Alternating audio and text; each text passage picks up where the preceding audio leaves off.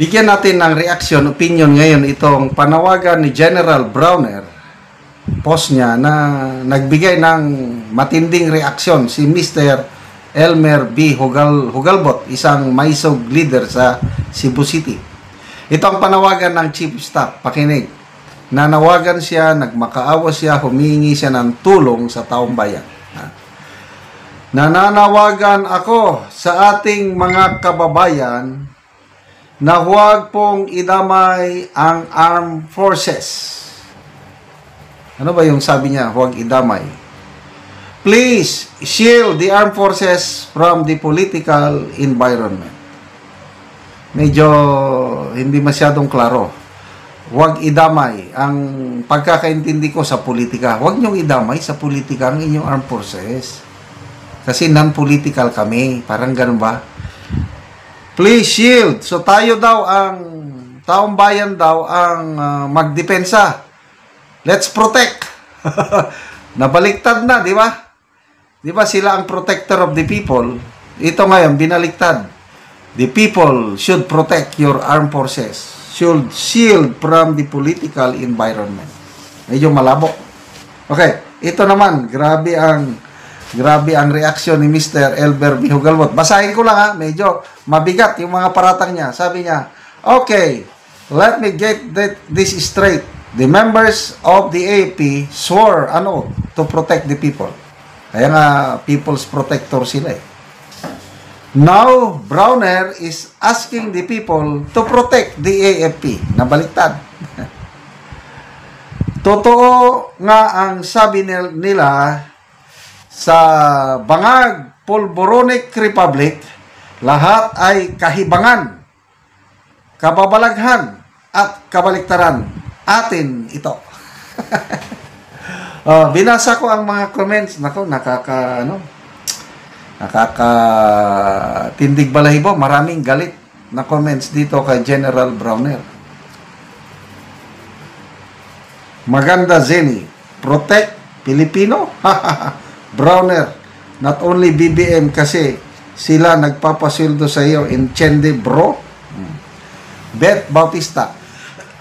Tahol na naman. Reynaldo Alcantara, binabasa ko lang mga comments ha, medyo masakit. Brownie, sit down, play dead, roll over. Maricho Romeo Navarro, actions speak louder than words. Kinausap ka na?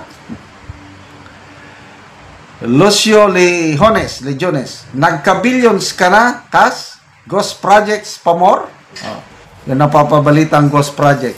In fairness, walang kinalaman ang AFP sa ghost project. Sila ang biktima. Ang beneficiary, mga sundalo natin. Ang may kasalanan, DPWH. Ano yung meaning ng DPWH? Daming pera, walang hiya. O daming pera, walang hirap. Bitong DPWH. Kailangan na bang buwagin ng DPWH tapos nasunog ang kanilang building dahil daw sa laptop pumutok. Niloloko nilang taong bayan. Okay. Winston Concepcion. Wala pong politika dito. Garapalan na po ang nakawan.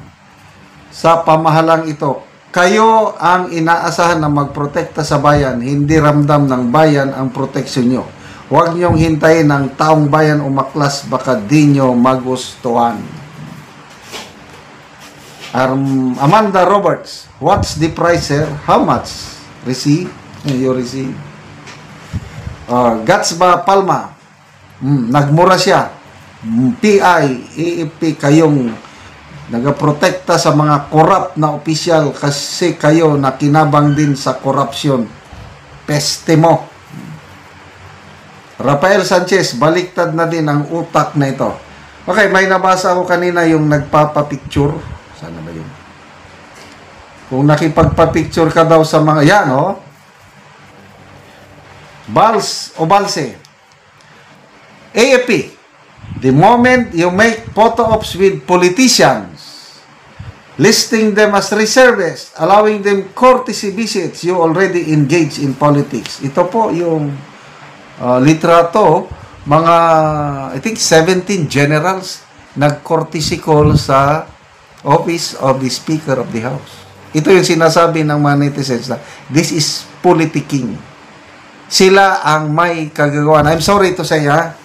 Noong panahon namin, walang nangyaring ganyan na mga AFP generals mag-courtesy call sa mga kongresista or senador. Pwede magpunta kami doon kung may, example, yung kailangan sa batas. Ako, ilang beses akong napunta sa Congress noong active service pa ko. Nag-present kami ng mga sa reservist concerns para i-amend ang law, yung mayroon tayong reservist law, RA 7717. Kalimutan ko na. Nag-present kami sa mga congressman. Yun lang. Kaya lang yung mag-courtesy call ka, wala. Kasi ang Speaker of the House, hindi siya kasama sa, what's this? Sa chain of command. Ngayon lang ito nangyari. Panahon ng Marcos administration, panahon ni General Browner. Kaya hindi mo masisi ang mga tao ngayon nagsabi na kayo ang namumulitika. Yung video, very viral video nung December ba, last year, o kailan ba yun? Nag-uusap si General Browner at saka si Speaker Romualdez. Ang speaker ang mag-a-announce ng increase ng subsistence allowance? No way! It should be the Commander-in-Chief. O yun.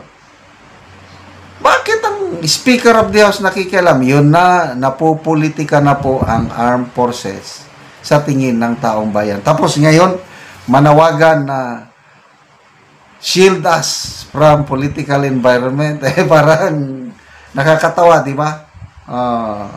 I hope na, kasi naabutan ko, pumasok ako 1983, yung professionalism sa armed forces nawala. Pangit ang Philippine Army na naabutan ko kasi yung later years ng Marcos Senior Administration wala na. Pangit na ang pamamala, ang daming abusador na sundalo. Kaya dumami ang rebelde. In fairness naman, pagdating sa disiplina sa sundalo, wala na. Kaya halos hindi kayo makakita ng sundalo na nag-aabuso. Ito lang ngayon, yung mga napopolitika ng mga early years of this administration, di ba may mga floating generals? Ilang generals ang naplo-float nang dahil lang hindi sumunod sa utos ng powers that be, tinatanggal, nilalagay yung gusto nila. Yan po, napopolitika po ang armed forces. Mabuti ngayon, parang wala nang hinaing tungkol sa napopolitika yung mga promosyon, tumigil na.